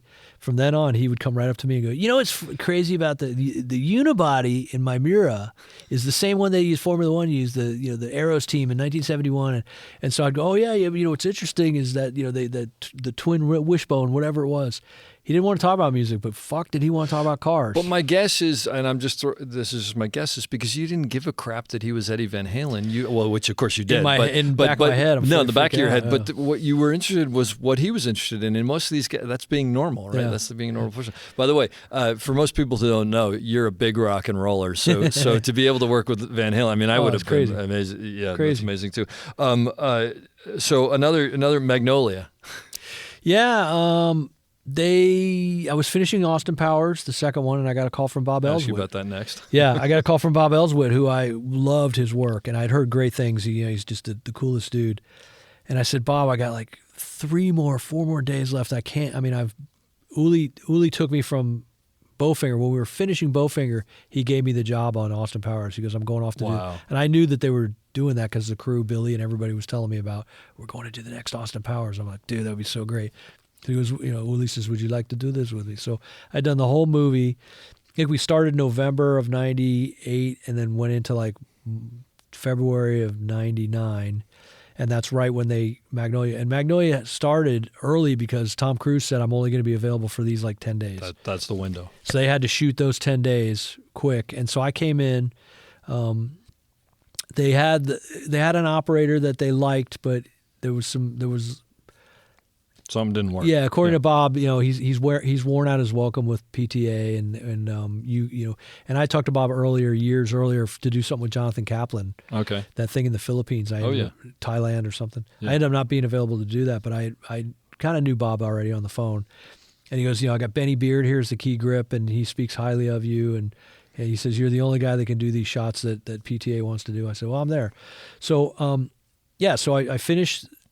I literally, probably not this Panavision, but I probably followed my gear to Panavision at the end of, or wherever Movie Cam was at the time, because I think that's what we shot with Austin Powers with, and came right over to prep the lightweight. And of course, E-Series anamorphics, the 50 millimeter, massive. Looked like a 5-to-1. Yep. And we blocked out the scene it was the backstage at The Tonight Show with Jay Leno. At Burbank, and it was the scene where they come, the kid and Felicity Huffman come in from Out of the Rain. They come in from Out of the Rain, and then they go down a hallway, and we go around, and it's one of the crazy shots in there. But they didn't have Steadicam full time, and Bob Ellsworth was operating the camera. They had a perfectly great operator sitting on the camera truck reading books.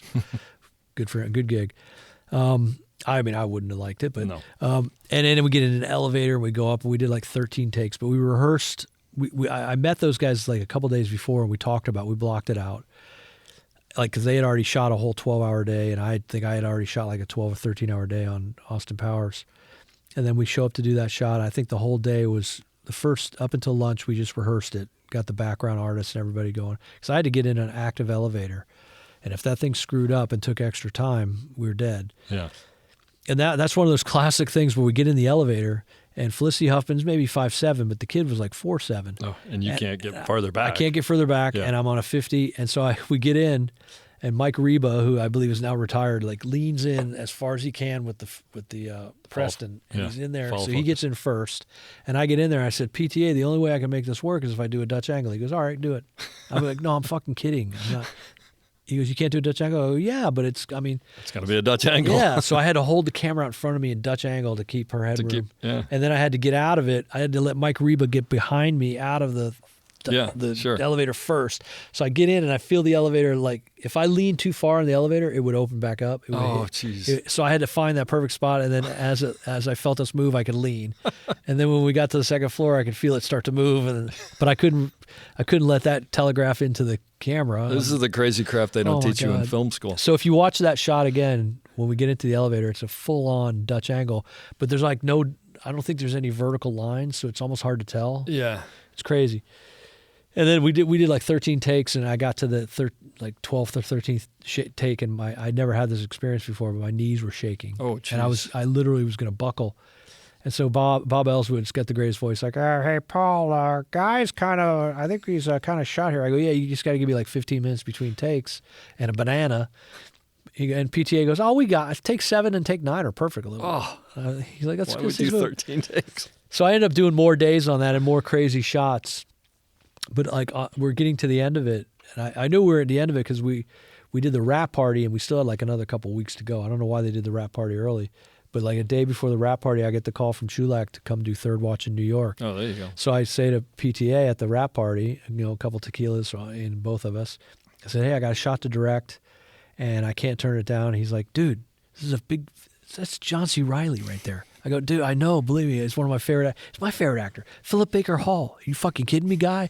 He just busted my balls. He goes, well, you gonna get final cut? I go, no, you get final cut. I don't know how you do it. You're in your 20s, but yeah, I was able to call him kid. But I went off to do third watch, and then the sad part was like somewhere halfway through third watch, Bob Ellswood calls me. He goes, hey, I'm doing this movie in Montreal. David Mamet wrote and directed, is going to direct. A thing called, was with Delroy Lindo and Gene Hackman, one of Gene's last movies, Danny DeVito. Anyway, it was in Montreal, and so I had to turn that down. But Bob gave me a good piece of advice. He goes, remember, when you direct TV, you're directing for everybody but yourself. You got a studio, a network, a showrunner. Everybody it's never going to be personal. He goes, so I think he even told me this. So pick out a scene a day or even a shot a day that you like and that you consider your signature kind of feel. And so I keep that in the back of my mind. That's funny because that's one of the things that why I didn't like directing when I did. I didn't do anywhere near what you did, but I just felt like everybody else had what they wanted from you. Yeah, and I mean, it was tough to actually see through that. Yeah, if you accept that that's the job. Yeah. I mean, at my age now, and I've been so slow in the last few years that I realize that that's the thing that kind of drove me crazy about it. But when your agent calls you and says, hey, we got an offer to do blah, blah, blah, or we got an offer for you to do 3 episodes, Supernatural wants you to do episodes 3, 9, and 15. You just go with it. You came up with a very specific shot on Austin Powers, The Spy Who Shagged Me, as I remember. Is that correct? The whip over and the tilt down? Yeah, and that was on a wheeled head. Yeah. Yeah, we were. It was like our first day with Vern. Yeah. Who was the coolest? This Mini-Me. This Mini-Me. Yeah. This dude was into chicks and muscle cars, and he was a macho man trapped in that little body. He was the fucking coolest guy, man. And he walked the walk and talked the talk because he would go to Playboy Mansion. Oh yeah. He'd come in every day with a big hoop earring. Yeah, big hoop earring and a leather jacket. He was the cool. We loved him so much. But so the first day I don't know if it was the first day with Vern, but it was the first day they introduced him on film, and it was a ton of lighting because it was the whole thing with the shadows. Yeah. And behind the door. Yep. And so Jay Roach, I'm on the tighter camera. Billy O'Drobanak is on the wide camera, and I'm on the tighter camera. And we did a thing where I just sat and parked, and I waited for when Mini-Me comes in. I was on his headroom, and the door opens, and I'm sitting there. Sitting pretty. Yeah. He just walks into a shot. Yeah, but the shadow made it look like he was a normal sized person. So I said to Jay, I go, let's do one more rehearsal. Watch this. So I set my headroom for what I thought was going to be a 6'1" guy. Yeah. And did the whip tilt when they opened the door. Yeah. So it's almost like Austin Powers going, hey!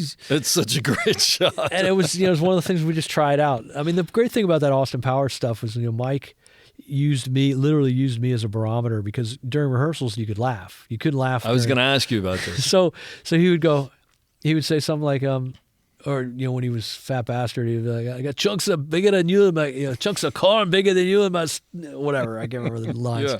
And I'm behind the camera. And meanwhile, I'm like on an 85, so the camera at Video Village is jumping up and down, and I'm going. And so Mike would come out of character for a second, whether it was Dr. Evil or whatever. He'd go, okay, Mr. B's laughing, so I know let's put script script supervisor. Make sure I say that one. That's great. Or even I want my baby back ribs. Everyone's like, Mike, they're gonna, the company that owns the publishing to that. Well, let's just do one, and it's in the movie. That's great. And then also there's that whole sequence, just the two of us. It was a takeoff, like the miniature grand piano on top of the big grand piano. Takeoff on like the island of Dr. Moreau. Yep. We did a whole music video. We shot this whole thing, and wow. we're having a blast with. And Seth Green and I go way back. We're laughing, and it's all that just the two of us with the alternate lyrics. It's great. Shot the whole thing, and I'm looking at Uli, I'm looking at Jay, even Jay Roach, and I'm going, this is awesome, but it's never going to be in the movie. There's nothing in the narrative that he goes, just watch, guy. Yeah. And it's in the movie. Yep. And the scene where Mini-Me gets inside of the spacesuit, and trying to be that whole scene where he's beating up Austin, he takes his glasses off.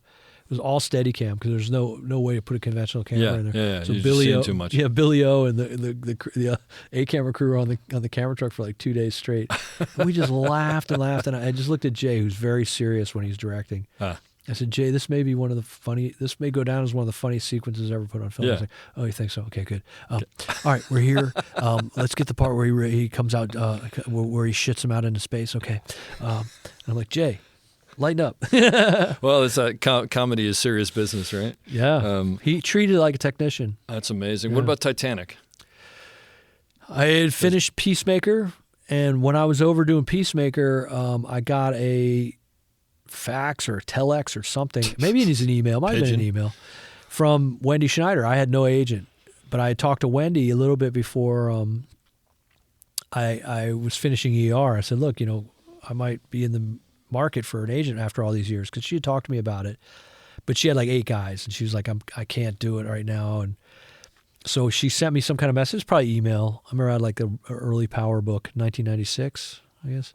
And she said, Chris Harhoff is leaving, going to do his own thing. So now I have a opening in the roster. Unofficially, you don't have to commit to anything, but while you're over in Eastern Europe, in Bratislava of all places, let me keep an eye out for you while you're gone. And if I get you something, you give me 10%, Sure. and we can make it formal. We'll take you to lunch when you get back in town. So yeah, I finishing Peacemaker, and she goes, "Hey, how'd you like to go down to Rosarito and shoot with Jimmy?" Do this little movie. Yeah. Because Bob Euland was down there. Jimmy had brought Bob Euland down, and but Bob, things kept getting pushed and delayed, and so Bob had to leave to go do like Grumpy Old Man Part 2 or something, Yeah. which Bob was like, whatever. And so Wendy, he called Wendy, and Wendy said, "Hey, guys, finishing Peacemaker, get him down here." So I fly down with a plane full of stuntmen, and we land in San Diego, get in a couple vans, go down to Rosarito, and it was like 3 weeks, and it was the sequence where it's Billy Zane is chasing Kate and Leo down the stairs, Mm-hmm. and then he shoots at them, and they run off into the water, and then he turns around and runs into David Warner. David Warner says, David Warner goes, "Don't worry about it. They're going to drown. They're going to." He goes, "Yeah, but I put the diamond in the coat, and I put the coat on her." And David Warner takes the gun from him. And there's whole like days of stuff we shot that never made the cut. Really? Of cat and mouse of David Warner and Leo and their stunt doubles fighting in 5 feet of water. And that was scary because at any moment the rigs could have gone down. Yeah. We didn't really do anything super official for weatherproofing. But the crazy thing is we'd do a 15-hour day, and then they had a camera room, and Jimmy and I would take apart our Steadicams and our arms and lay them out there, and they would just spray it with this stuff called So Bow you Shield. and Jimmy Bureau were both on it at the same time. Yeah, so we two we would Steadicams. dolly together with 2 different lenses, Wow. and then he would like take off I'd follow behind. Yeah. Oh, crazy. It was insane. So you guys would take everything apart and hose them down to make sure there's no Bow Shield. moisture. It was a product that they had cases of it from Boeing Good Lord. for Moisture removal or Yeah, something? for wicking. aircraft. Yeah, okay. So we just spray everything down and let it soak into these rags, and then try and dry stuff, and then we come back the next morning, pre-call, Yeah. put everything back together. Oh, my God. Look, It's but prey. Let me ask you a question about that from an operator point of view. So you go from ER, where you are in the center of it, and your voice is a big voice on that set and storytelling, and you're working with the director. And then you work with someone like James Cameron, who I'm guessing does not want an operator coming in and going, "Hey, James, here's an idea." How do you navigate that? I was lucky because he loved Jimmy Muro. Okay. They'd already done T2 Yeah. and True Lies and all that stuff, and so he loved Jimmy. So if Jimmy endorsed me, which he did, he said, "You're going to love Guy," I was in. I remember at one point, like we hadn't got a shot off. It was almost lunchtime, and I'm standing next to James, and I had met him before. For on Terminator 2, I came down. Jimmy's arm broke, and I brought him my arm at 3 a.m, and then took his arm to CP the next morning and had it repaired for him. I gotcha. It's just the shit you do to each other. Yeah, sure. But I remember going out to like the Hanson Dam and Jim saying, "Hey, Guy, thank you for taking care of your pal here, man. We appreciate it." And talking with Schwarzenegger and the whole bit. Is a biker bar set. So I knew James, and anyway, he looks at his watch. He goes, "By about this time on ER," because he knew I was coming off of that. He goes, "You already got like 4 or 5 pages in the can." I go, Yeah. "Yeah, pretty much." He goes, "Holy shit!" And this is before he did Dark Angel, because Okay. he had nothing to do with TV at that time. No, but it was interesting. These sets were incredible, and they had full on like the dining saloon had like full on every table, every chair, linens, Impeccable. yeah, all the china, everything. So when they flooded the set, which they didn't really flood the set, they just dropped the set into a tank. Into a tank, I see. Right, it was on Yeah. cables. Felt like you were getting flooded, like it was coming in, but the reality is the set was moving. But every time they did that, the tables would start to float, and then they'd like do this lazy flip over, Oh, and they'd sure. start like floating away, and the chairs would float over. And so we rehearsed it dry, of course, and then they built Jimmy and I. We both went into low mode, and we were scraping the water, and they built Jimmy and I these. We basically went out there with tape measures and said, if you make it to our legs here, then the cameras will go right along the water. The height of the water. Yeah, so we're in low mode, so all the electronics are out. Yep. And so I remember we did a take, and everything started to kind of flip over and float. It was really cool. And he goes, all right, and he cut, over the God mic. Cut. All right, let's reset. And it was cool because, you could see like David Warner walking with the gun like this and all this shit flipping over. Yeah. And forth. It was really cool. So they dry everything off. They put all new linens on. Hour and a half go by. Okay, we're ready. Let's go. Let's roll again. So we roll. And so on the second take, I think Jimmy was ahead of me, and I was like on a really wide lens, and I might have been a little tighter. And we're all focused back on David Warner, 200 feet away or whatever. And Lee Blasingame was my focus puller, and I knew Lee for years. I think God rest his soul. Just a classic, Atlanta-based, get in there, get dirty, good dude. And so we're rolling and we're coming across, and right in front of me the table floats and like starts to do the lazy thing. And I look at Lee and I go, and he rolls to the table, like 5 feet away. Yeah. And it flips over and starts to float a little bit, like some of the china starts to upend, and then we roll back to David. And we finish the shot, and over the God mic I hear, Cut, guy. What the fuck? and I go, Jim, it just. We didn't see that in the rehearsal. I thought this could be a once in a lifetime thing, and I know how long it takes to reset it. And we watched the playback. He goes, all right, cool. All right, well, let's do this again. As rehearsed. And so he couldn't bring himself to like say, give you the cool, pat good on the idea. back. But I wasn't there to do that. I was there to back up Jimmy, and Yeah. it was a lot of fun. It was ate a lot of lobster. I remember eating a lot of lobster, and they had just come off of that lobster bisque thing in Where they got the Newfoundland. LSD. Yeah, they got Oh, dosed. jeez. Which that was way before me, but I heard all the stories. Yeah, pretty if anybody fresh. doesn't know about that, just Google Titanic LSD. Yeah, lobster bisque. Yeah, and caterer go to prison for attempted murder. Yeah. Yeah, that's Did they go to prison for attempted That's murder? considered attempted murder. I didn't know that. because you could have a he's not a reaction doctor. or whatever. He's not a doctor. He doesn't know how much to put That in. was some. It's funny gallons. because I remember hearing that story and thinking, "Yeah, there's no way that's true." And then you find out that it's, oh my god, Yeah. crazy. Yeah, that's great. At the end of this, if anybody has any questions for me or whatever, I'm an open book as far as you can find me on Instagram and Twitter. What's your Instagram? I think it's BVision Yeah, Instagram or something. Yeah, Okay. BVision. I'll put it in the. I'll put it in Yeah, the, in the blog. throw me questions because that's the other thing. I've had some health things in the last couple of years that have slowed me down quite a bit, but not completely.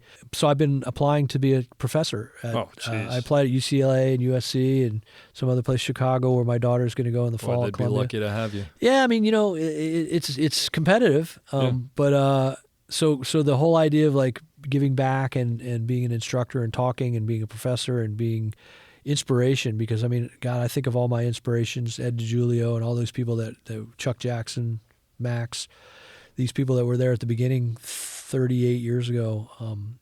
It meant a lot, and I if I could do that now. That's I'd be the happy reason. to do it. That's the reason you're here, because this podcast. To be honest, this podcast to me is basically about. God, I wish something like this existed when I started, because No you had to shit. figure everything out, right? No and kidding. you still do, but at least you can go, hey, let me get the best people out there like yourself and say, what do you know? Well, it's funny because like I said, like Roy gave me a piece of advice. Bob Ellsworth. Yeah. Everybody's giving me Chulak. I mean, Pick up great. these nuggets along the way. Yeah, their wisdom that and they may not even remember giving that to me, but man, it's meant the world. It's meant everything. It's a guiding light, and you always fall back on them and lean back on them, and it's a good thing. Well, listen, this was phenomenal. I really appreciate it. I'll leave you with this. I always ask this. I'm a new camera operator in the business. I'm trying to make my way. You got any advice? Use your biggest tool, obviously, is your eyes. Duh. Study on what you consider good composition. And know the rules. Know what rule of thirds is. What that Spielberg movie, Fablemans, they talk about the horizon, right? The last scene, one of the last scenes. Know what good headroom is. Know what good nose room is. Study what is good composition. Take a lot of pictures on your own. With an iPhone, you can do it all day long, and then if you don't like them, you delete them. It's the greatest thing in the world. I have an 18-year-old daughter who's about ready to study film in September, and I keep telling her, what a great tool the iPhone is. Get a good director's viewfinder app. The Cadridge is the one I love. But okay, so eyes obviously, but Mr. Chulak used to tell everybody, guy's best quality is his ears. He listens. He pays attention. He watches rehearsals and takes note of everything. I didn't memorize dialogue, but I certainly knew where to be when I needed to be there. because everybody was relying on me to be in certain areas so they knew where to deliver their lines. So pay attention. I mean, I know it sounds like so rudimentary, but use your ears, listen, and know, again, that I made a joke about take the temperature of the room virtually, not literally, obviously. But take the temperature and know when you can jump in and lean in, and your politics, know when to take somebody off to the side, know when to whisper, know when to raise your hand and go, for the benefit of everybody, hey, I have a crazy idea. Is there any value in? Learn those buzzwords, because they open the door. Is there any value in starting this shot here, focused on the book in the foreground? Because we're just coming, read your sides. What's the scene before? This is cutting from somebody mentioning the word book. Kind of, maybe it's cheesy, but that kind of, well, why not? Let's do one take like that. And I know as a director, the first thing I do is embolden my operators to throw out focus pullers. I have focus pullers come up and go, "Guy, do you want me to roll focus on this?" Raking car shots. That becomes a whole big second story that's not in the script that the actors don't know you're doing. Roll to him, and I'll tell him to throw a look down to the side view mirror at the end there. And that tells again, if a good director, I mean, maybe not again, I don't know if I said this, but I always say a good director, you should be able to turn the sound off and still follow the narrative. So is that body language? What are the things that are going to help me tell this story if for some reason everybody's TV sound button broke that night? Treat everything like a silent movie. So do that as a camera operator. Picture this as, am I telling us the story in a series of moving pictures? And if not, how can I make that better? And if it feels like it's getting out of your lane, maybe whisper it to your DP. If you feel like it's a strong enough thought or an idea, talk to the DP and the director together. Depending on how, and again, we talked about getting too close to actors, because how tempting it is to go up to an actor as a camera operator and go, "Hey, throw that look back over here." Well, don't do that. When you're a director, do that all day long. And embolden your operators to throw those ideas out. Give me, because I always say, if you like it, I guarantee you I'm going to like it. And if I don't like it or reject it, there's a reason, because maybe we're going to do that tomorrow on another scene. It's funny you say that. I'm going to do that tomorrow. Or the classic, let's do one like that. We'll put a circle around it in the script supervisor's notes and say, roll started, focused, shallow. So the editor knows what to expect. But yeah, use your ears, pay attention, and listen. I hope you enjoyed that as much as I did. We'll be back soon with another great episode. Don't forget to check us out on theop.io for all sorts of information on operating and storytelling. So thanks for listening, and have a great day.